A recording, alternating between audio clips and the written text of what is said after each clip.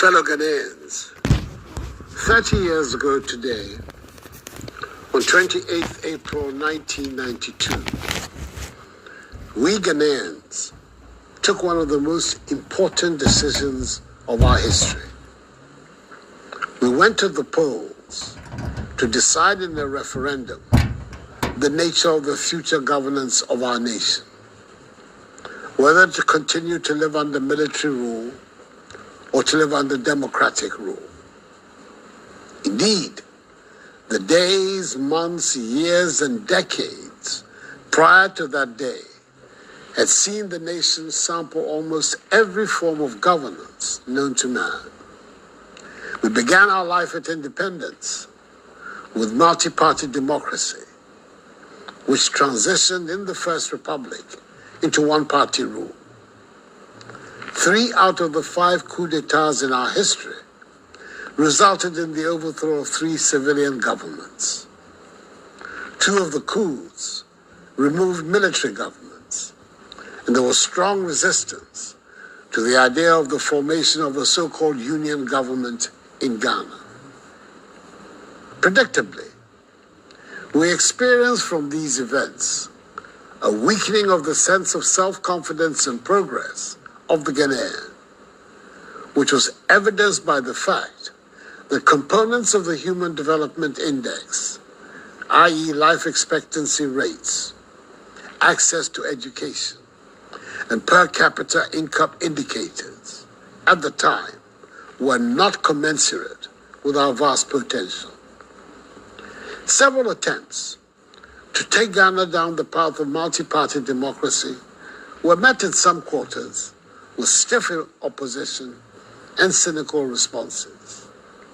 Those who would rather have authoritarian rule foisted on the citizenry claimed Ghana was underdeveloped and we needed to get things done in a hurry. They claimed that democracy was cumbersome and would divide Ghanaians along tribal lines. However, the will was widespread and virtually unanimous to have the decade-long ban on party political activities, imposed in 1981, lifted, and a return to multi-party democracy established. The Ghanaian people wanted to live in conditions of freedom, where there was respect for individual liberties, human rights, and the principles of democratic accountability.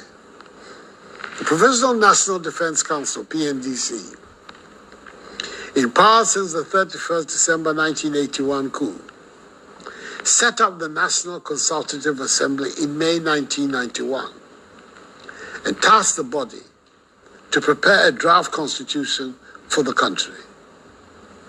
3 months down the line, a draft constitution was produced, and on 28th April 1992, Ghanaians went to the polls in the referendum to make a decision for which we, the current and future generations, are the beneficiaries. 3,408,119 Ghanaians voted yes in the referendum, representing 92.59% of the vote, to return our nation to democratic rule, as opposed to 272,855 voting no, representing a mere 7.41%. The Constitution, overwhelmingly approved in the referendum, set up a liberal democratic state founded on the separation of powers, with exclusive power in the judiciary to superintend and enforce the Constitution and protect the fundamental human rights of the citizenry. The coming into effect of the 1992 Constitution was promulgated with immense popular backing, and on 7th January 1993, His Excellency Jerry John Rawlings, chairman of the erstwhile PNDC, was sworn into office as the first president of the Fourth Republic. We have since then experienced the longest uninterrupted period of stable constitutional governance in our history, banishing the specter of instability that had disfigured much of our nation's early existence. And the benefits are showing. We have, over the last 30 years, witnessed sustained growth in every facet of national life. There have been considerable improvements in the Human Development Index. Simply put, democracy has been good for us. Today, democracy, equality of opportunity, and respect for human rights and the rule of law, ideals which have stood the test of time in most of the world, have now found firm anchor in our body politic. We've had 5 presidents in the history of the Fourth Republic, with peaceful transfers of power from a governing to an opposition party on 3 separate occasions. Even when there was disagreement with the outcome of an election, it was the Supreme Court on 2 occasions, rather than the streets, that validated its result. We are arguably the most stable democracy in West Africa. On this day, the 30th anniversary of the referendum, whose votes ushered in the Fourth Republic, I urge all of us to renew trust in our democracy and bear in mind at all times the oft-cited statement that the price of liberty is eternal vigilance.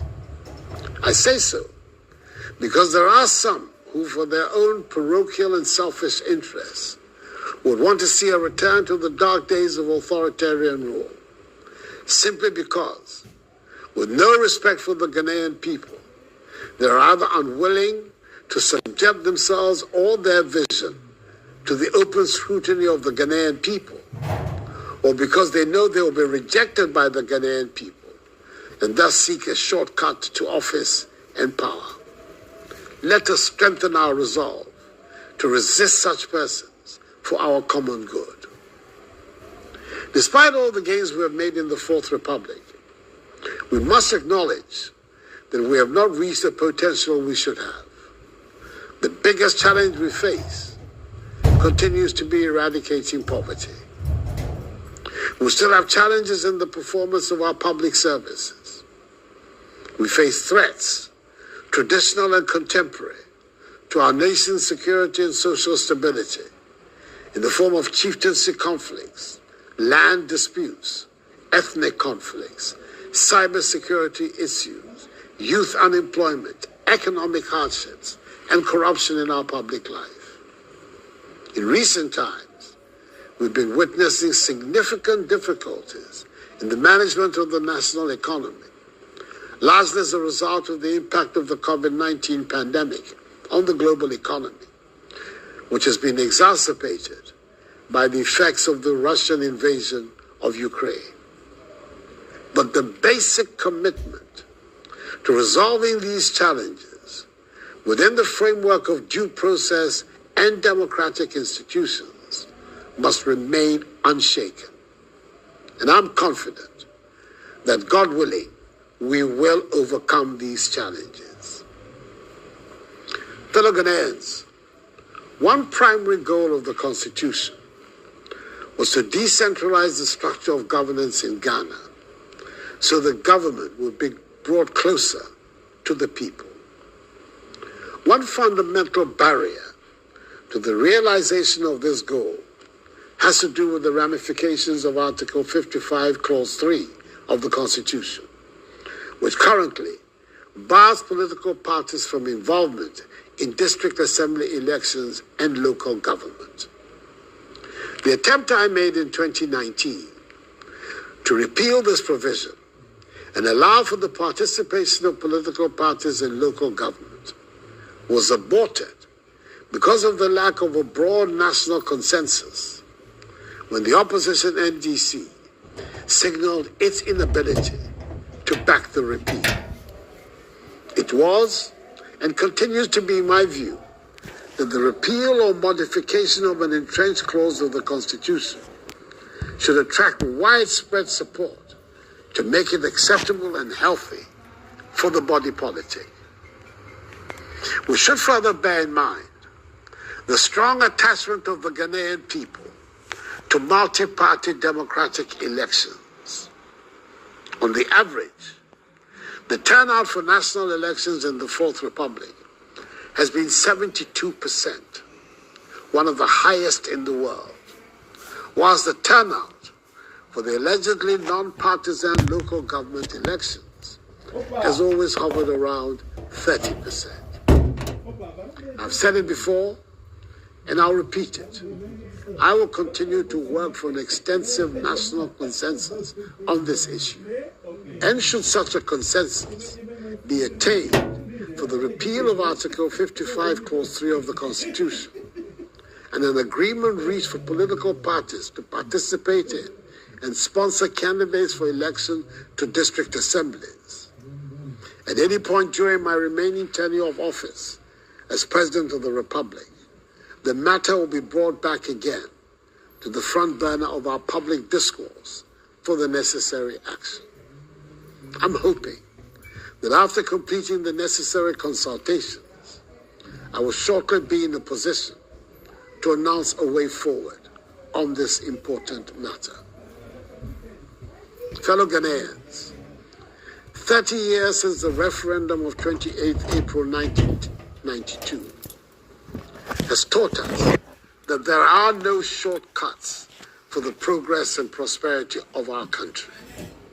Only hard work, creativity, innovation, a sense of enterprise, and unity in the nation can produce the accelerated economic development that we all yearn for and deserve. On this anniversary occasion, I'm proud to say that I believe strongly in the values and principles of the Constitution that emerged from the referendum, and in the indigenous democratic heritage of Ghana. And I'm calling on all Ghanaians also to assert vigorously this same belief. We should never forget, though, that the Constitution is a living document, and so whenever circumstances require it, we should be prepared to make the necessary amendments to it to reflect the needs of contemporary and future times. May God continue to bless the Constitution of the Fourth Republic and us all. And may God bless our homeland Ghana and make her great and strong. I thank you for your attention.